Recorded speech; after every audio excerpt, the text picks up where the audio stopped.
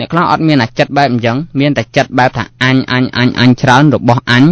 អ្នកគូគំនូរបស់អញអ្នកចូលអញចូលលុយប៉ុណ្ណេះគេនេះវាជាប់អានឹងក៏ច្រើនក៏មានដែរនេះញាតិញោមជាពុទ្ធបរិស័ទទាំងអស់បើសិនជាយើងធ្វើពិធីអីមួយហើយបើសិនជាយើងអត់យល់នៅក្នុងពិធីអស់ទំនងណាហើយយើងអត់ស្គាល់អ្វីទៅជាបុណ្យពិតប្រាកដដែលនៅក្នុងចិត្តរបស់យើងនៅពេលដែលយើងធ្វើទៅ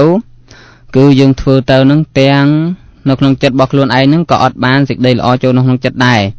ធ្វើពិធីទាំងពីកើតដល់ស្លាប់បានតែទុកទោសមកនៅតែក្នុងចិត្តរបស់យើងយូរការខឹងកំហឹងអីអស់នោះបានមកតែក្នុងចិត្តតែខ្លួនឯងនឹងវិញដដែលធ្វើតែពិធីអស់ទៅនឹងហើយតាំងខ្លួនឯងអញមានពិធីនេះអញមានពិធីនោះដូចញោមខ្លះគាត់ទៅអង្គុយតាណាមួយអីចឹងណានៅសាលាឆាន់អីចឹងគាត់សុទ្ធតែមានកំរាលមានអីរបស់គាត់ត្រឹមត្រូវទេណាគាត់ថាមិនទេ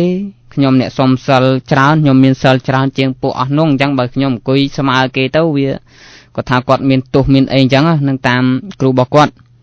ក៏ប៉ុន្តែសេចក្តីល្អពិតប្រាកដគឺនៅក្នុងចិត្តយើងតើហើយបើយើងនៅក្នុងចិត្តអត់មានសេចក្តីល្អផងមានតែអាពិធីនោះមួយពិធីនោះមួយទៅធ្វើបុណ្យនឹងធ្វើតែអាពិធីបុណ្យនោះអាបុណ្យពិតប្រាកដអត់បានធ្វើទៅទៀតហើយដល់ពេលដល់ការចែករំលែកទានទាល់តែមានកាមេរ៉ាថនចេះមួយចុះមួយបានគាត់ធ្វើបានឃើញទេហើយដល់តែពេលគាត់ចូលកសាងអីមួយហ្នឹងទាល់តែគាត់មានឈ្មោះរបស់គាត់តាំងជាផ្លាកអីមួយបានគាត់ធ្វើកើតតើអានោះវាជាសេចក្តីល្អពិតប្រាកដអត់ញញោមពិចារណាត្រង់ចំណុចកន្លែងហ្នឹងអញ្ចឹងការចូលរួមរបស់អង្គខ្ញុំកណ្ណាអាត្មាភាពជាកិច្ចដំបូងមានប្រមាណតែប៉ុណ្ណឹងសូមជូននាទីនេះទៅបងអ្នកសម្របសម្រួលវិញសូមចម្រើនពរកណាខ្ញុំកណាសូមថ្លែងអំណរគុណចំពោះគុណចាស់អុលសំអឿនដែលព្រះអង្គបានចូលរួមនៅក្នុងការផ្សាយនៃពធកម្មវិធីផលប្រយោជន៍នៃពធរបស់យើងនៅក្នុងពេលនេះហើយនាទីជាបន្តទៅទៀតនេះកណាសូមប្រគេនទៅគុណចាស់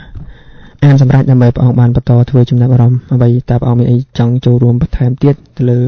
ការបកស្រាយរបស់គុណចាស់សំអឿនគុណចាស់សំនិមន្តជាបឋមខ្ញុំប្រកាសណាសូមក្រាបថ្វាយបង្គំដល់គុណរតនត្រ័យទាំង3ដោយសេចក្តីគោរពព្រមទាំងសូមនមស្ការចំពោះសម្ដេចព្រះសង្ឃរាជទាំងពីរគណៈនិងនមស្ការចំពោះព្រះថេរានុថេរៈព្រះសង្ឃគ្រប់ព្រះអង្គដែលកំពុងតាមដានស្ដាប់កម្មវិធីផលប្រយោជន៍ធម៌និងចម្រើនពរទៅដល់ញោមញាតិពុទ្ធបរិស័ទទាំងអស់ផងដែរអញ្ចឹងប្រធានបទរបស់យើងដូចនិយាយអំពីអត្ថបទធម៌គឺធម៌ជាចំហឲ្យសម្រេចប្រយោជន៍មានន័យថាវាគឺជាមេរៀនមួយរបស់ព្រះសម្មាសម្ពុទ្ធញោមដែលព្រះអង្គសម្ដែងមកដើម្បីបានសម្រេចជាប្រយោជន៍ត្រូវឈរលើគោល4យ៉ាងនឹងឯងគេហៅថាចំហសម្រាប់នាំឲ្យសម្រេចប្រយោជន៍4យ៉ាងដោយថាលើខាងដើមមកខ្ញុំមានឆន្ទៈគឺចូលចិត្តស្រឡាញ់ក្នុងកិច្ចការនោះអញ្ចឹងដំបូងដៃនៃការធ្វើកិច្ចការណាមួយមុននឹងចូលទៅដល់ការធ្វើកិច្ចការណាមួយអាត្មាចង់និយាយអំពីរឿងការងារបន្តិចខ្ញុំតើការងារហ្នឹងមានប្រមាណប្រភេទទៅនៅក្នុងជីវិតរបស់មនុស្ស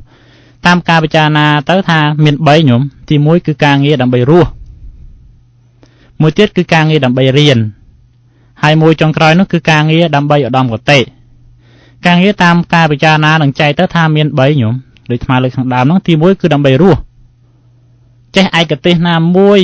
ដើម្បីយកទៅចិញ្ចឹមជីវិតឧទាហរណ៍ថាញោមចេះប៉ះកង់ប៉ះម៉ូតូចេះធ្វើឡានចេះជួសជុលចេះកាត់ដេរសម្លៀកបំពាក់លក់គ្រឿងចាប់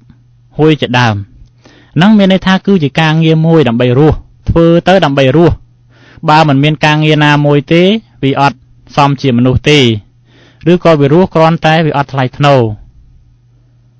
គេថាប្រសង់អត់វិន័យមិនបវរប្រសក់ឧបាសកឬក៏ឧបាសិកាហ្នឹងថាតែប្រសក់អត់របរមិនថ្លៃថ្នូរ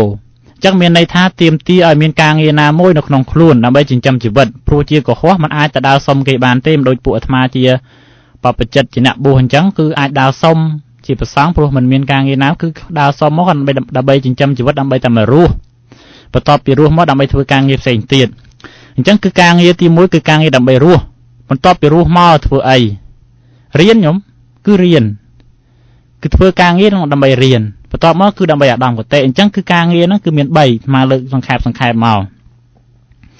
អញ្ចឹងចូលមកប្រធានបទវិញថាទី1គឺឆន្ទៈ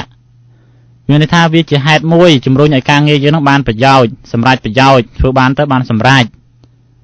ពីសម័យថ្មីគេច្រើននិយាយថាជោគជ័យហ្នឹងខ្ញុំប៉ុន្តែប្រែថាសម្រាប់ប្រយោជន៍